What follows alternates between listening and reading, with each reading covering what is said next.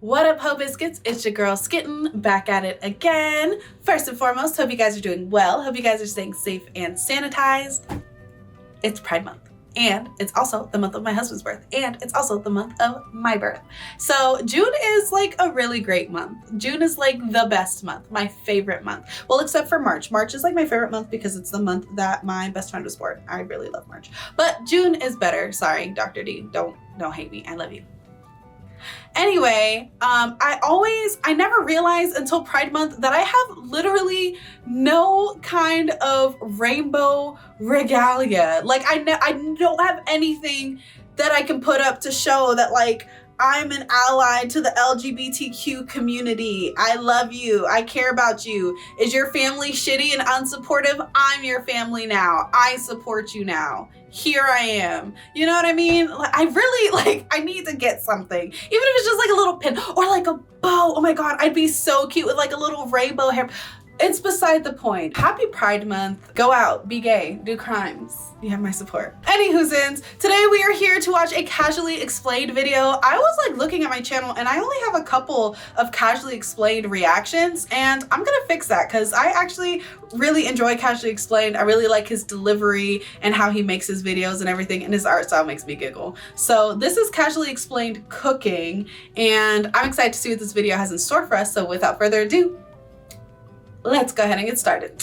Now, there are plenty of ways you can get inspired to cook, whether it be you're looking to impress a girl, you're looking to impress a guy, or your mom's out, and this was the first search result. Right. Nevertheless, the first step of your cooking journey is always the same: watching Gordon Ramsay make a beef Wellington, and then going online and finding a recipe well beyond your skill level. Yeah. Now, after you've learned your lesson the hard way, it's time to pick something more manageable. A lot of people get stressed out trying to read a recipe, but it should be pretty easy if you take it one step at a time. The problem isn't reading the recipe. The problem is reading the 15 paragraphs before reading the recipe. Look, I get it, but I looked this up 2 seconds before I have to cook it. I don't have time for your life story. I'm not reading this because I have any kind of free time. I'm reading this because I realized way too late that I'm in over my head. Also, my first experience with cooking was making applesauce, and I forgot to peel the apples before I did it, and so it tasted great, but the texture was horrific. What was your first cooking experience? In general, I find the only part of a recipe that's hard to follow is the part where it says serves to. Nevertheless, whenever you're cooking something, the first thing you have to do is buy your ingredients, bring them home, set them on the countertop, and organize them before you start cooking. This step is called mise en place, which is French for forgetting half the shit you need. In this situation, I like to make an adaptation to the recipe by taking a look at all the ingredients I don't have, seeing exactly where the author uses them in the recipe, and then I cross them out. Now, when you're cutting your ingredients, having a sharp knife is very important because it lets you cut things faster and more easily, thus creating the illusion of competence. Keep your knife sharp. Make sure you run the knife up and down a honing rod every time before you cook. This won't do anything on account of your poor technique, but it does make a cool sound. Furthermore, if you do have a date, nothing turns a woman on more than being alone in a room with a man sharpening a 10-inch kitchen knife. So now that all your ingredients are chopped and neatly placed in bowls around your cutting board, make sure you take a quick picture for Instagram so your friends think your life is going better than it actually is. Guilty. I've definitely posted food prep pics or food cooking pics. Yeah, I've done that. Every dish is cooked differently, so make sure you cover the smoke detector with saran wrap and follow the recipe closely. While I'm waiting for thermal radiation to do its work, I like to reward my hard work by ignoring the mess I've made and having a glass of wine. In the restaurant industry, this is called a coping mechanism, and all professional chefs do this after their shift. I'm dead. The final part of cooking your meal is plating, which is how your dish will be presented, and this is pretty straightforward. Amateurs put each ingredient beside each other with the sauce on top, but professionals put each ingredient on top of each other with the sauce on the side. And for whatever reason, never enough sauce. Like, it'll be the most delicious reduction of blah, blah, blah that you've ever had in your life. And it'll be like 4 tiny dots. Like, give me a bowl of this. I would like to drink it. What are you doing? What is happening? Anyway, I have beef with fine dining. So once you put your chicken tenders on top of the fries, it's time to reflect on everything you did wrong. Maybe you substituted flour for cornstarch, got Celsius and Fahrenheit confused on your oven, eyeballed every measurement, literally only had half the ingredients. Or maybe your meat was dry because you got hungry and ate the butter instead of putting it in the pan. Whatever you did wrong, don't feel bad about it. Just write it down, click 1 star, and hit submit review.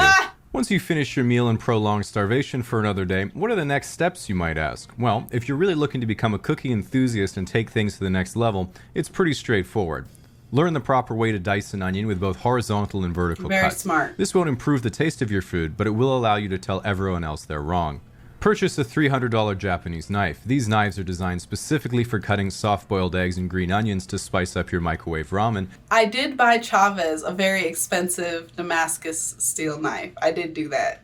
It is real nice. But are also the perfect tool for cutting root vegetables on your glass cutting board. Purchase a cast iron skillet. Yes. While many think that this is just an 8-pound frying pan made of solid iron, that would be absolute sacrilege, as a true enthusiast knows that cast iron is not a raw industrial, but a misunderstood relic of the past to be worshipped and sensually oiled. Only reaching a climax when your wife gives you the ultimatum that it's her or the pan gets the dishwasher cycle. Have any of y'all ever dishwashered a cast iron pan? And if so, how are you alive to tell me about it today? Purchase an immersion circulator that you call a sous vide and then use it exactly one time. Run out of money. That's pretty much it. Now it's recipe books for Christmas and forearm tattoos. Not the Action Bronson cookbook. I love Action Bronson. I truly adore Action Bronson. And the fact that he has his own show and his own little cookbook, like, that makes me happy. Until the day you die. That's pretty much it. Now it's recipe books for Christmas and forearm tattoos until the day you tattoos. Die. At this point, there's probably only one question on your mind. Should I go pro? Absolutely. And while there's not a lot of competition right now, keep in mind that professional chefs have the challenge of working with some of the most insufferable people on the planet. Customers. In addition, you might think, well, if I'm a professional chef, all the food I make for myself would be delicious. Nope. Frozen pizza and Jack Daniels. Absolutely. Actual chefs never actually want to cook for themselves. They're so tired at the end of the day. And like movies and stuff, it shows them like cooking at home and this is their happy place. No. First of all, actually, we'll talk about this at the end of the video. I'll let him finish saying what he's saying. And it all depends on what you really want from life. For example, if you want to be a pro athlete, your goal is to win a gold medal at the Olympics. If you want to be a pro artist, you hope one day your work hangs in the Louvre.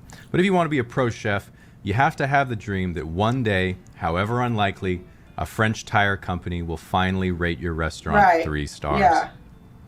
Or that you'll win the James Beard Award. So here's the thing. As someone who's worked in food and beverage for so long, so long, let me tell you something. And I feel like everybody who's a chef will agree. Chefs are mean. Chefs are some of the meanest people you will ever come across. And that is not to say that they are unkind, okay? Chefs are very kind, but they are not nice. They are kind, but they are not nice, okay? A good chef will rip your ass a new one and then fix whatever you did wrong. But best believe you'll know that you did something wrong, okay? And, but you know who are some of the nicest people that you'll ever meet, at least as a woman, and that will always make you just feel so fantastic and wonderful about yourself? Line cooks. Line cooks are just like, they're so nice all the time. And you'll walk in and they'll be like, oh my God, you look so good today. You are such a ray of sunshine. Oh my God, you made my day. Saying hello. Like, man, I can't believe I'm not married to a line cook, to be honest. Like, if we're being honest, but like, you know, obviously my husband's amazing. But I'm just saying, line cooks are great. You ever need an ego boost? Go work in a restaurant and have a line cook talk to you. Anyway, cooking is not something that came easily to me. I grew up eating microwave food. The first dinner I ever made my husband was this frozen pasta dish that came in a bag. It was called Voila. And I made him that, but I added jarred pasta sauce to it and some frozen vegetables, so it was like super extra. Like, I dressed it up. That was the first meal I ever made my husband, and the fact that he still continued to date me and later marry me after that is actually honestly incredible. It shows that he has great strength of character. Shut up. That's my washing machine or my dryer, one of the two. But yeah, but now I can cook things. Now I can like make real food, and I'm very proud of myself. I've come very far. Let me know about your experiences with cooking down in the comments below. Don't forget to leave your reaction requests and recommendations as well. And other than that, peace out, ho biscuits. It's Skitten lit.